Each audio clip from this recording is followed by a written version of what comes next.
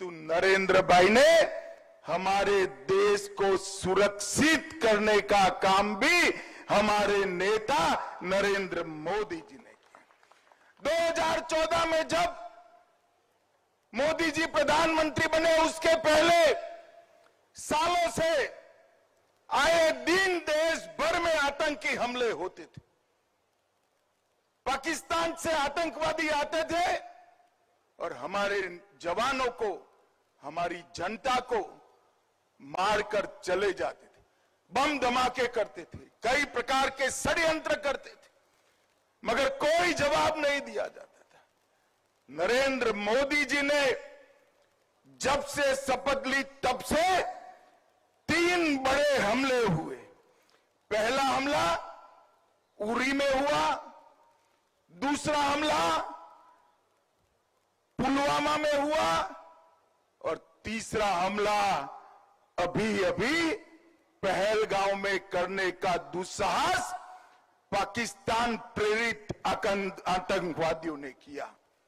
मगर मित्रों, मोदी जी ने हर हमले का जवाब इतनी मक्कमता से दिया है कि आज पूरी दुनिया आश्चर्यचकित होकर देख रही है और पाकिस्तान भयभीत होकर उसका अनुभव कर रहा है। जब उरी में हमला हुआ, सर्जिकल स्ट्राइक कर एक प्रतीकात्मक जवाब दिया गया। पुलवामा में हमला हुआ, एयर स्ट्राइक कर चेतावनी दी गई, मगर ये सुधरे नहीं। पहलगांव में हमला किया, इस बार ऑपरेशन सिंदूर से उनके हेडक्वार्टर्स को नेस्त नाबूद कर रख दिया।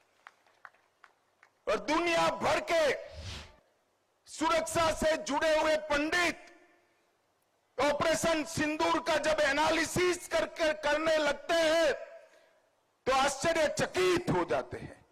मित्रों, आज मैं बड़े गर्व से कहने आया हूं, पहलगांव के हमले का बदला जैसे मोहम्मद और लश्कर-ए तोयबा के हेडक्वार्टर को जमीन दोस्त कर मिट्टी में मिला कर लिया गया।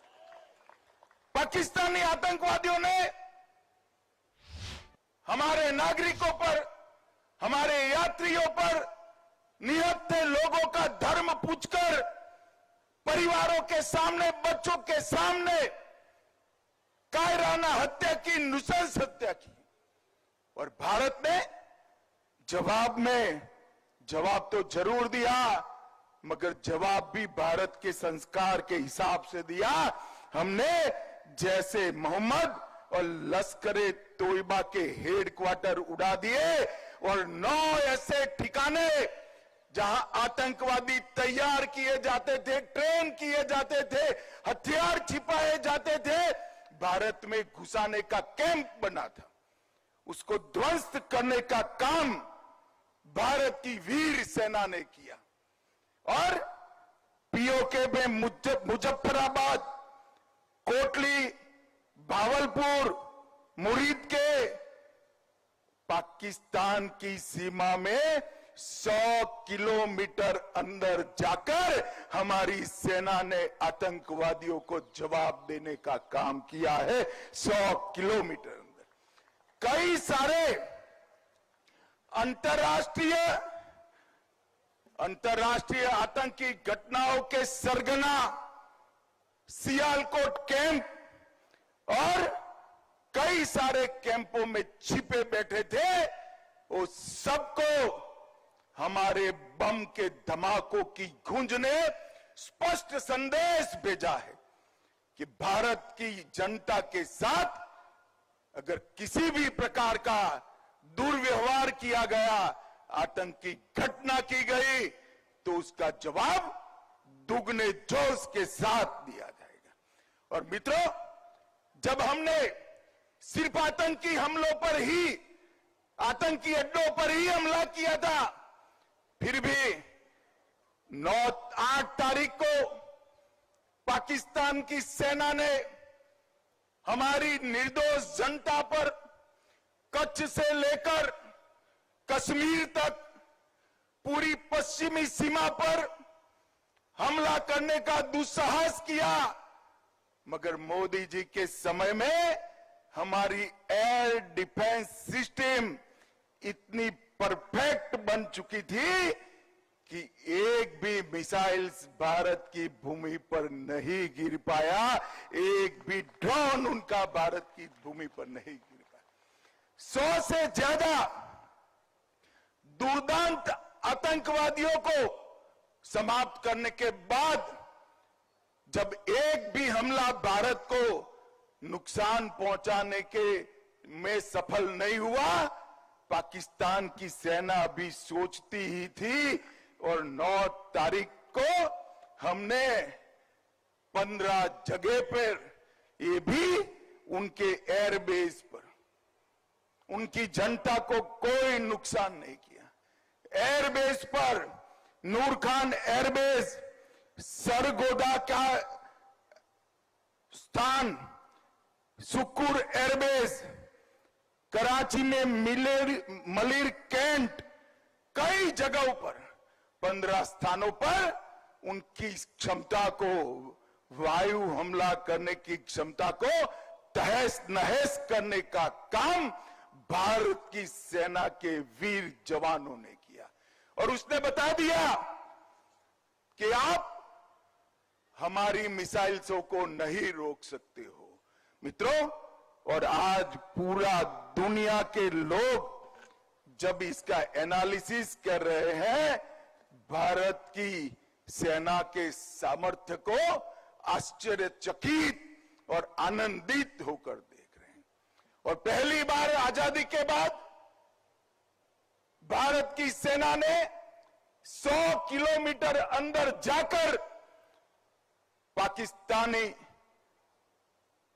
कैंप्स, आतंकवादियों के कैंप्स को ध्वस्त करने का काम किया। और जो डराते थे कि हमारे पास एटम बम है, उनको लगता था उनकी धमकियों से डर जाएंगे, परंतु ऐसा नहीं हुआ।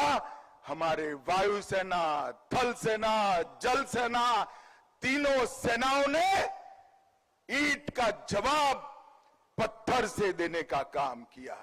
और मित्रों, आज पूरी दुनिया हमारी सेनाओं की मारक क्षमता की सटीकता, हमारी सेना के संयम और हमारे प्रधानमंत्री नरेंद्र मोदी जी की दृढ़ राजनीतिक इच्छा शक्ति की बुरी बुरी प्रशंसा आज पूरी दुनिया कर दी है।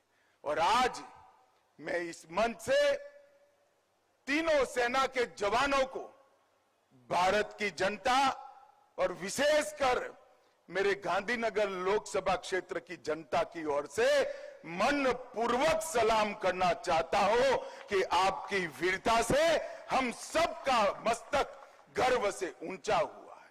और हम सब के लिए एक और गर्व का विषय है कि गुजरात के ही सपूत, भारत माता के सपूत, गुजरात और पूरे देश की जनता इस विषय पर भी गर्व कर रही है कि एक ऐसा नेता भारत माता की कोख से जन्मा, जिसने भारत माता के मस्तक को ऊंचा करने का काम किया, देश को सुरक्षित करने का काम किया। और भाइयों बहनों, जब तक दुनिया में मिलिट्री ऑपरेशंस की चर्चा होती रहेगी, ये ऑपरेशन सिंदूर की भी चर्चा होगी। और ऑपरेशन सिंदूर, इसका नामकरण स्वयं प्रधानमंत्री ने किया, जो हमारी माताओं बहनों के सम्मान में किया। सिंदूर का सम्मान ये भारत का संस्कार है। ये दुनिया के सभी लोगों को एक साथ समाचार देने का काम ऑपरेशन का नाम सिंदूर रखने से ही हो गया। और वो सभी परिवारों को एक प्रकार से जो उनकी नुकसान हुआ उसकी तो भरपाई नहीं हो सकती, परंतु मोदी जी ने जो बिहार में वादा किया था, हम इसका बदला जरूर लेंगे।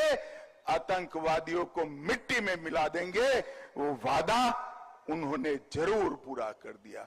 मित्रों, फिर से एक बार मैं तीनों सेनाओं के जवान, इनके मुखिया और प्रधानमंत्री नरेंद्र मोदी जी को पूरे गांधीनगर क्षेत्र की लोक जनता की ओर से ढेर ढेर सारी बधाई देना चाहता हूं कि आपके इस कदम से पूरा देश गर्वान्वित हुआ है।